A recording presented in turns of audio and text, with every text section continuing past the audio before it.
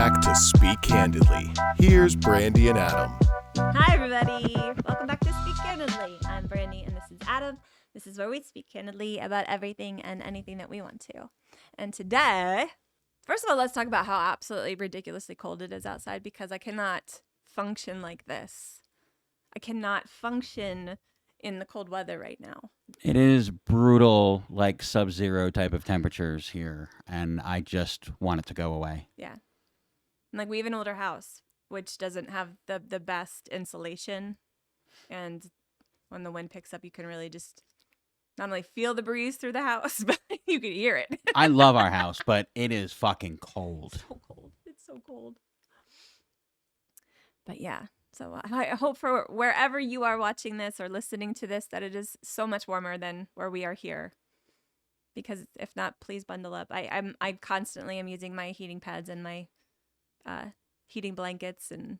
Well, I mean, unless they're in like, Syracuse and Buffalo or, somewhere like that, I think they are warmer than we are at the moment. I know, this is awful. But it's February, and this is definitely the month for cold weather. But there's something amazing about February. Which is? So Black History Month is for all of the people within our society who helped create policies or led, coalitions or, it's to highlight the people that we don't talk about within the African American community and the things that they've contributed to making this country what it is today and how amazing it is today. Yeah, we've all heard of Frederick Douglass, MLK, Rosa Parks.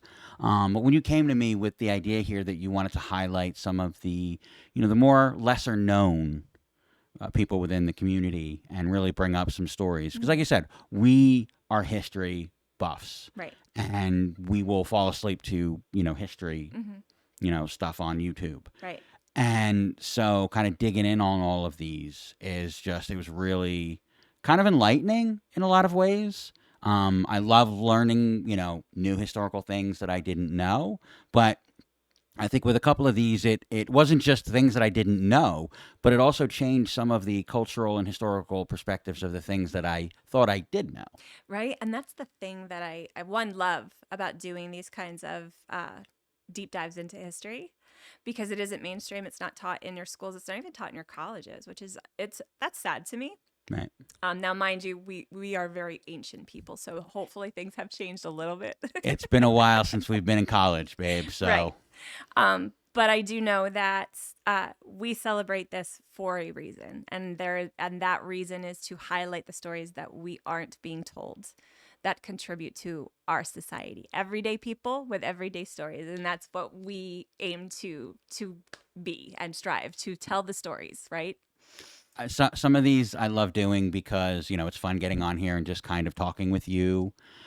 But there's also the research aspect of them, and some are fun. Right. But then some like this, where you're kind of like, you do the deep dive on it. To me, they're the most fun ones to do. So let's do a little deep dive into the history of Black History Month. Let's do it. It was started by Carter G. Woodson in 1926.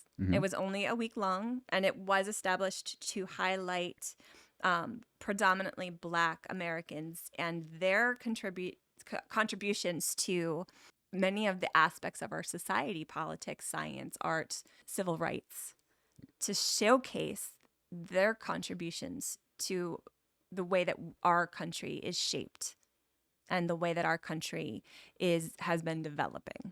Yeah, because, back then, you really didn't have anybody who would highlight any Black figures, in historical context, writing in history books,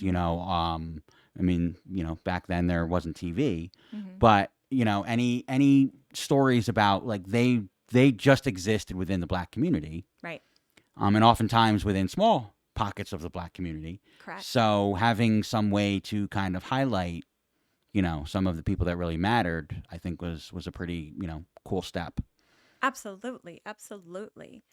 So we approach this by, we know that A lot of people do recognize who Frederick Douglass is. We do recognize, who Rosa Parks is and Martin Luther King Jr. and so many other predominantly mainstream figures who have helped to shape our culture, our politics, and our society along the way.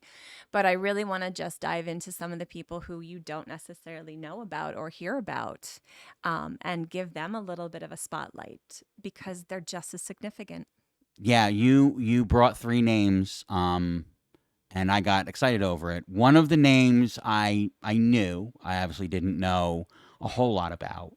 Another name I had heard, but I really didn't know anything about. And then the third name that you brought, I had never heard at all. So, for me, this was a really good way to kind of dive in and learn some things. Yeah. Okay, so we're going to go in a chronological order. I'm going to kind of give you some facts about each person, and then we're just going to talk about some of the research and some of the fascinating things that we found out about these people. Let's do it. We're going to start with Octavius Catto. Okay.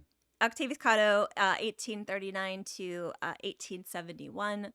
So he was right around the Civil War and Reconstruction era. He was an educator. He was involved in civil rights activism. He was also a predominant figure in Philadelphia at the time. Yeah. From what I read, his mother was born free, but his father was actually a slave who earned his freedom. Correct. And then they moved from the South up to Philadelphia. Mm-hmm.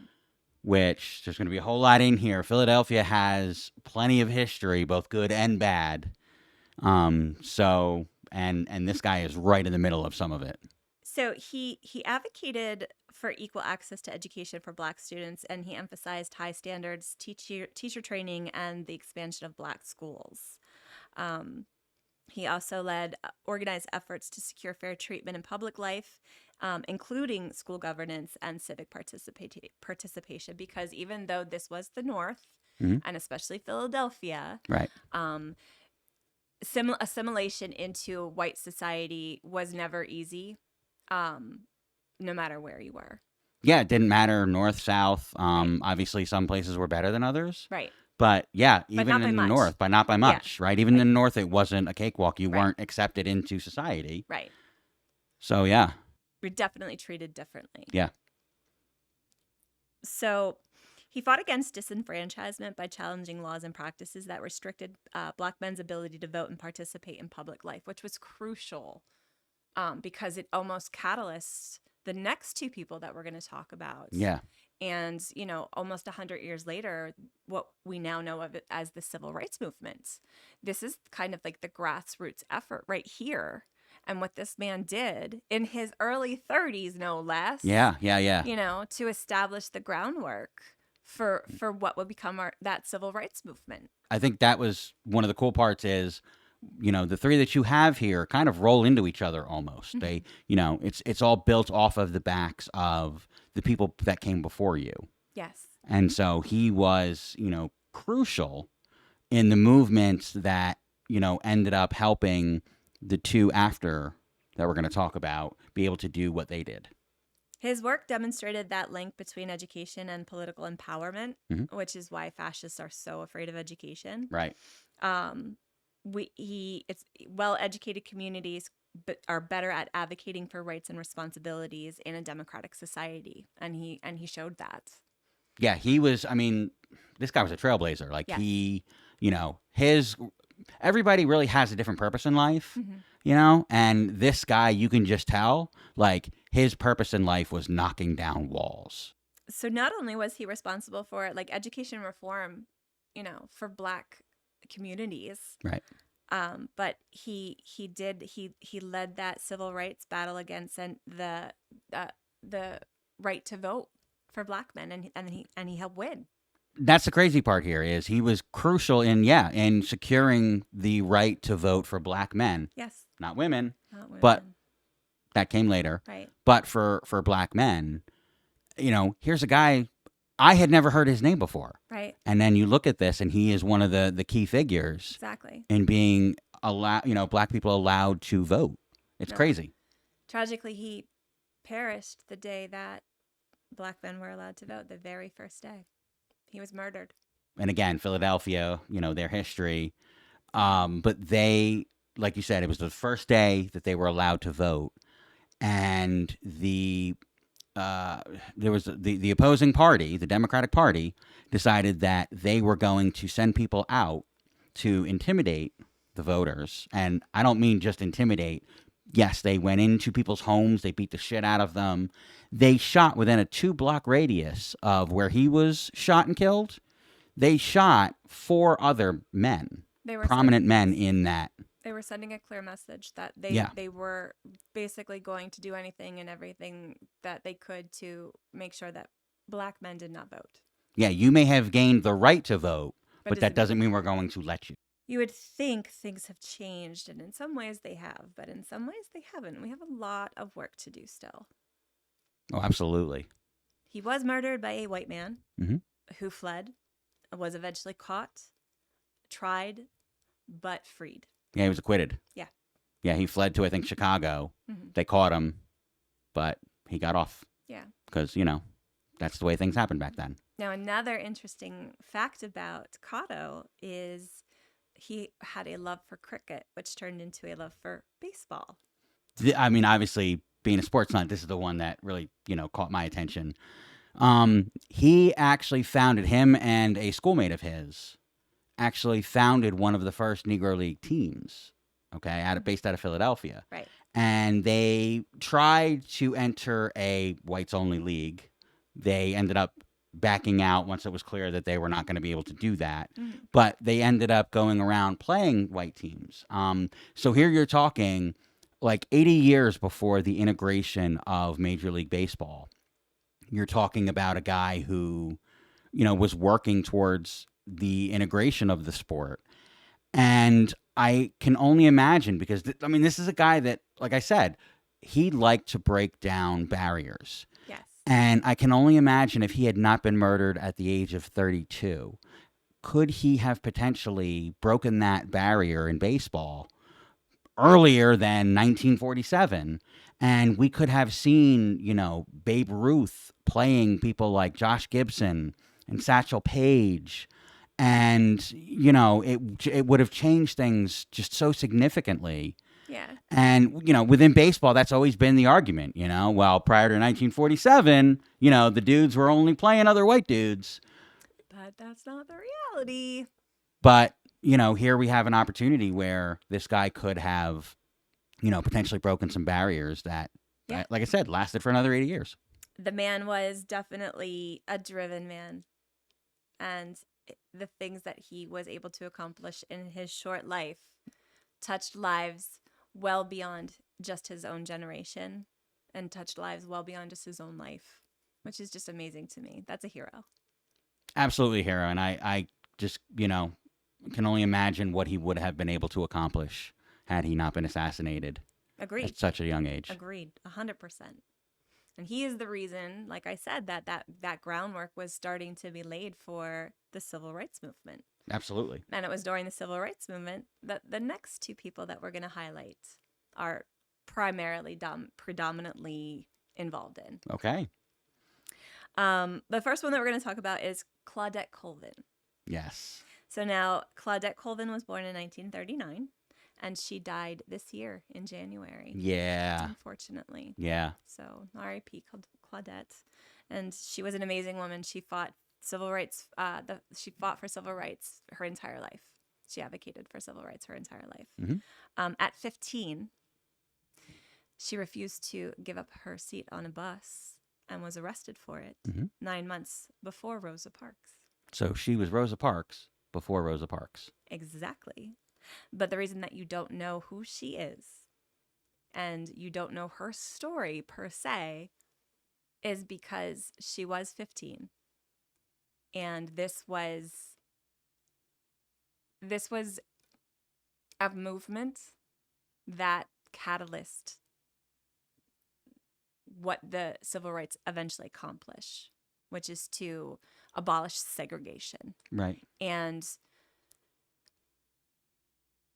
it was taken into consideration by the biggest people running the NAACP, which she was a part of their student chapter. Mm-hmm. Her mentor was Rosa Parks, Right. who was the secretary of the NAACP in Montgomeryville, or in Montgomery, Alabama, Mm-hmm. where this all took place and becomes the center stage, basically, for the civil rights movements.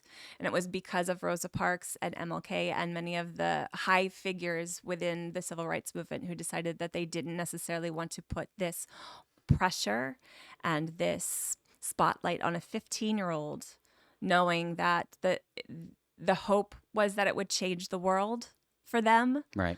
but not knowing if it would, and Right. knowing how it would be received, which was never in a positive light, especially in the beginning. Right. So This one, kind of changed my outlook, because we grew up, being told that Rosa Parks just kind of decided one day she had had enough of it, right? And she was tired, and she didn't want to move, and she wasn't going to move. Mm-hmm. And it was just kind of that spur of the moment thing, when in fact, that wasn't the case at all. Right.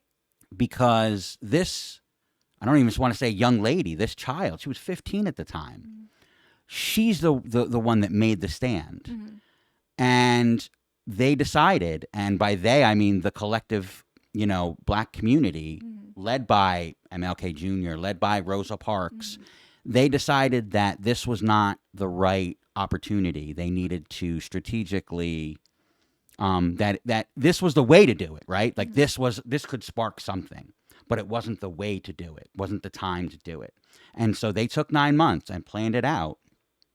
And when they were ready and the opportunity was there, that's when Rosa Parks stepped up. Mm-hmm. And, I mean, honestly took the hit, because, Rosa Parks was forever tied to this, both good, but also bad, the death threats, everything that came along with it. Mm-hmm. And so she decided to take that on, which is just the opposite of kind of everything that we learned growing up. There was the fact that she was pregnant. Yeah. That really kind of, they didn't want that to come out, because they knew how that was going to be perceived, and that this message was so much bigger.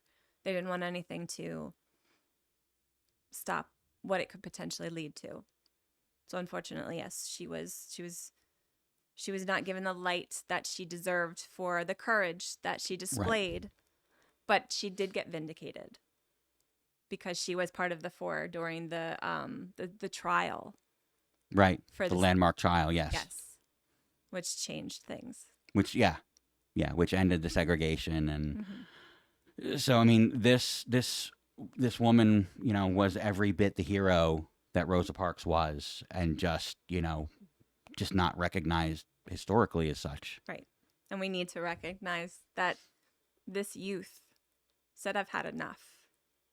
And she literally was quoted as saying that she felt like she was being guided by her ancestors to make this stand, because it was the right thing to do. And thank God she did, because it really was the right thing to do, Absolutely, yeah.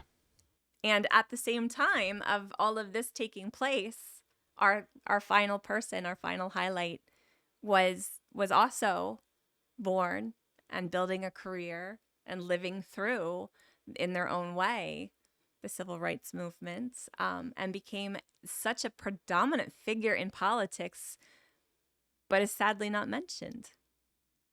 So let's highlight her. Let's give her a platform. So, yeah, I mean, one of the fascinating things here is, from the first person on our list to the second, there was roughly, 75, 80-ish years in between. Right. And from the second person to the third person on our list, like, they overlapped. There was a significant period, like, in their lives that overlap. And that was because of the civil rights movement. Yeah, absolutely. Let's be honest. Absolutely. The civil rights movement and what it was able to do for our Black brothers and sisters in this country catalyzed the ability for them to finally be able to acquire the lives that they truly wanted for themselves, on some level anyway. I mean, there was a lot of things that happened, unfortunately, to restrict them. Right. We won't get into that right now, because we really want to make sure that we're focusing on these people Right, because they right. deserve this. So our final person is Shirley Anita St. Hill Chisholm. And she was born in 1924 and she died in 2005. Yes. She was an American politician, an educator, and an author. She's renowned for being the first Black woman elected to Congress. And she also ran for president in 1972. I didn't know that. I had no idea she ran for president. I think I knew that she was the first Black congresswoman. But she transformed the symbol of women's politics and leadership and Black representation in politics in our country. Again, a footnote. Someone, you probably read through in a textbook somewhere, just the name popped up, and nothing more than that. Right. And yet you go back and you look at who she was and what she did and, the trailblazer that she was with a lot of these things. And you just say, why? How is this just a footnote, in a history book and not a full chapter? Exactly. Amazing story. So she represented New York's 12th congressional district from 69 to 83. Bed-Stuy, Brooklyn, baby. Biggie. Education, poverty, urban development, and women's rights were her focus. Yes. Now, because when you are in Congress, you usually get assigned to committees. And you told me an interesting fact about her that I didn't know in my own research about how they kind of tried to stick it to her. And she basically took their lemons and made lemonade. Yeah. So when she first got into Congress, they put her on the agricultural committee. Mm-hmm. And she basically was like, what the fuck is this? I represent Brooklyn, right? Like it's urban area. Right. There's not a whole lot of agriculture that we have there. Right. How is this going to benefit my community? Right. And, she was upset about it. Mm-hmm. And then a mentor that she had kind of took her aside and said, this is an opportunity for you. Use it to your benefit, right? See what you can do with it. And so what she did was she was on the committee and she was able to turn it into a way to provide social programs that ended up turning into your WIC and some of your others that helped provide food for lower income people. Yeah. Not just in Brooklyn, right? But nationwide. Mm-hmm.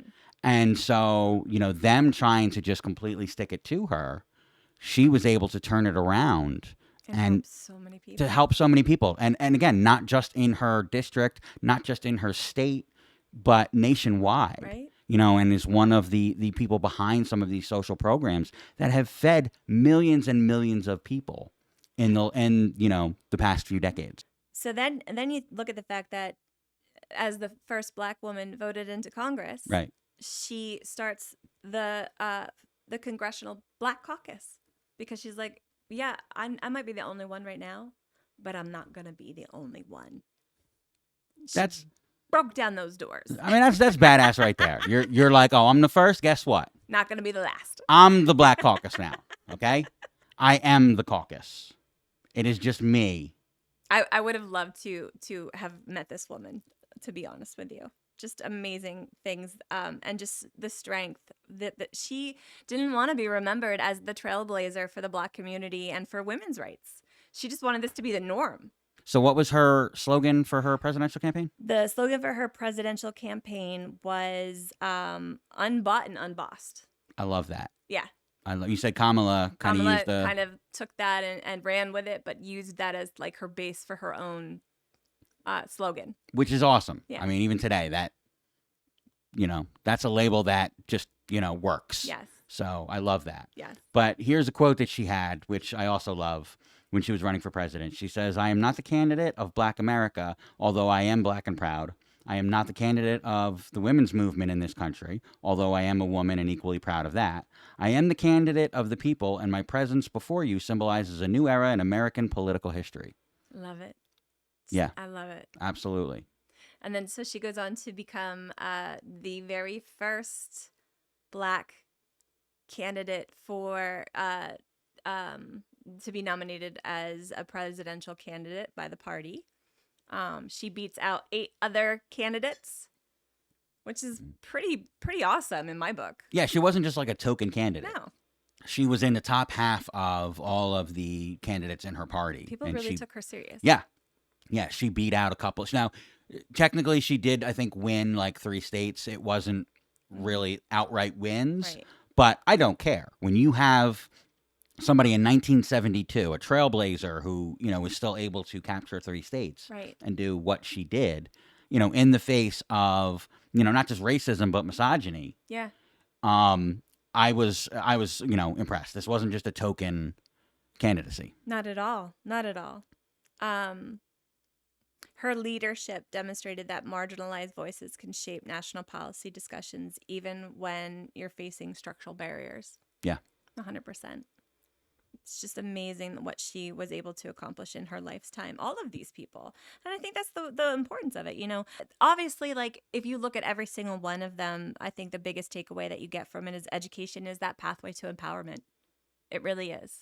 If you look at Colvin's story, not just her involvement in the NAACP at such a young age, but there are, excerpts that you can find of her talking about how she really was impacted by learning about like the Jim Crow laws and just wanting to do something, to better her position, to better the position of people that she was around, and understanding what they were going through and wanting more.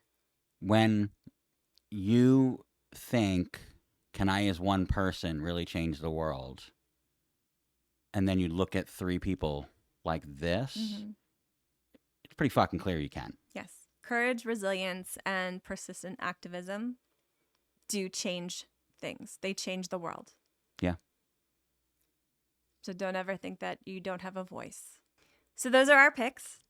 We hope that you enjoyed the stories that we were able to bring to you and the research that we were able to do to highlight these amazing people and their role in our history. And we would love to hear from you as to, maybe some figures that we aren't aware of that you think are heroic in what they've accomplished and would like to highlight them for Black History Month as well. I really love this format, and I think, each year we can probably highlight Black History Month, and I think we stick with highlighting people who aren't necessarily, really well known, and let's find some people that, should be more recognized than what they actually are. And that's the goal, baby. Yeah. Well, thank you for joining us, everybody. We hope you enjoyed the episode. We really enjoyed making it. If you did enjoy it, like, comment, subscribe. All of that stuff really helps us out. You can find us on all the major podcast platforms. And as always, until next time. Bye, everybody.